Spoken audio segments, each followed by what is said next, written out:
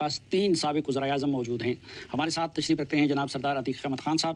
اس طرف تشریف فرما ہے راجہ فاروق حیدر خان صاحب اور ان کے ساتھ تشریف فرما ہے سردار تنویر الیاس خان صاحب. سردار تنویر الیاس صاحب، آپ نے کیا محسوس کیا، کیا وجوہات ہیں؟ آزاد کشمیر میں ایک تو اپوزیشن کا نہ ہونا، اور جب اپوزیشن جب لوگوں کی کوئی بات کرے، لوگوں کے حوالے سے مطالبات کرے، اور دوسرا جو انوار صاحب نے بنیادی طور پہ جو راجہ فاروق حیدر خان صاحب بات کر رہے تھے کہ وفاقی حکومت کو بلیک میل کروایا. بجلی جو ہے 3 یا 3.5 روپے یونٹ تو آپ کی کاسٹ بھی نہیں ہے. اچھا، آزاد کشمیر کے لوگوں کا یہ مطالبہ بھی نہیں تھا. مطالبہ کیا تھا؟ مطالبہ بڑا جینون تھا. آزاد کشمیر میں 16 روپے یونٹ بجلی کی جو ریٹ تھا، اگر 100 یونٹ ہو تو 16 روپے ریٹ تھا، تو اگر 101 ہو جائے تو 32 ہو جاتا تھا. لوگ یہ کہہ رہے تھے کہ جی اگر 1 مطلب یونٹ آگے چلا جاتا ہے یا 2 چلا جاتا ہے تو آپ اس کو ڈبل نہ کریں، اس کے اوپر روپیہ 2 روپے کا آپ اضافہ کریں. وہ بڑا جینون مطالبہ تھا کہ جی آپ فوری طور پہ اگر 101 ہو جائے تو آپ اس کو ڈبل کیوں کرتے.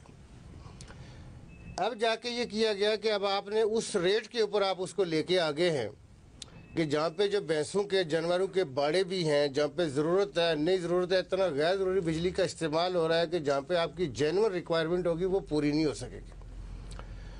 دوسرا یہ ہے کہ آٹے کے حوالے سے اچھا پھر اس میں یہ ہوا کہ جو آپ کا قانون ساز اسمبلی ہے، جو ریاست کا سب سے مقدس ایوان ہے، جہاں پہ منتخب لوگ آتے ہیں، قانون سازی کرتے ہیں، اس کو باہر رکھا گیا. آٹے کے حوالے سے یہ ہے کہ آزاد کشمیر کی جو ٹوٹل پورے سال کی کنزمپشن ہے وہ 4.5 لاکھ ٹن ہے. 4.5 لاکھ میں سے 1.5-2 لاکھ گندم وہاں پہ پیدا ہوتی ہے. جو باقی ڈیفیسٹ ہے اس کو وفاق سبسیڈائز کرتا ہے. جب میری گورنمنٹ تھی تو ہم اس پہ ورکنگ کر رہے تھے. ہم نے کمیٹی بنائی ہوئی تھی جو اس نے اناؤنس کر دینا تھا کہ جس آدمی کی انکم 80,000 سے 1 لاکھ تک ہے اس کو ہم آٹا بالکل فری دے دیتے.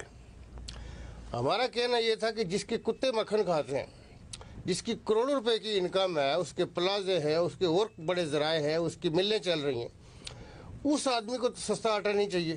نہ ریاست یہ بار اٹھا سکتی ہے کہ اس کو سستا آٹا دے. اور پھر ہم نے اس کے اوپر دیکھا کہ آزاد کشمیر میں گندم پیدا کتنی ہو سکتی ہے.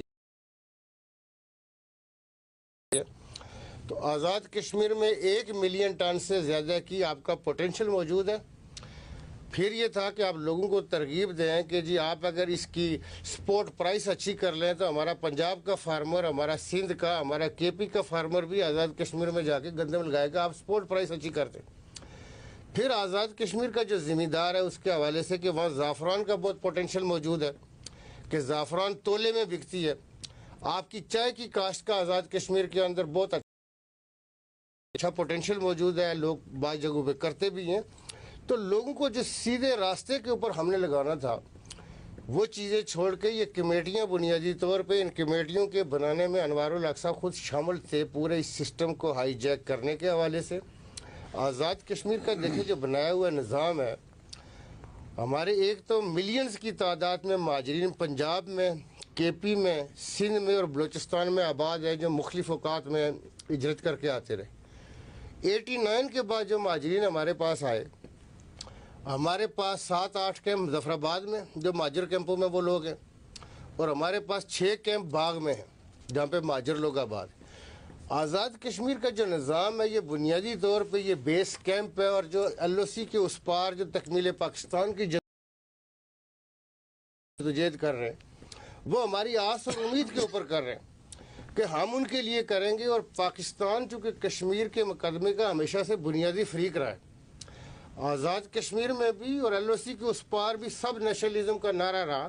جیسے یاسین ملک کا مقدمہ ہو وہ بھی پاکستان ہی لڑتا ہے، ہماری وزارت خارجہ لڑتی ہے.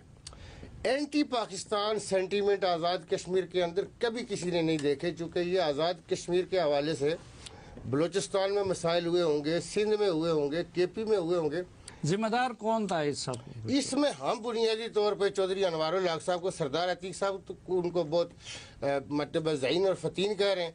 میرے کاغذات میں یہ ہے کہ میں یہ سمجھتا ہوں کہ چونکہ چودھری انوار الحق صاحب کو ان کے والد صاحب نے ڈسٹرکٹ فوڈ کنٹرولر ان کو لگوایا تھا گریڈ 16 میں.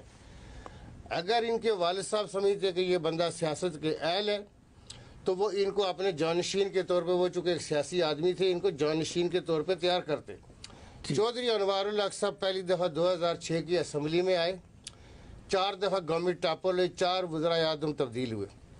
दोबारा 2021 में हम इनको लेके आए, अब भी यही होने जा रहा है, चौथा वज़ीर आज़म आ रहा है।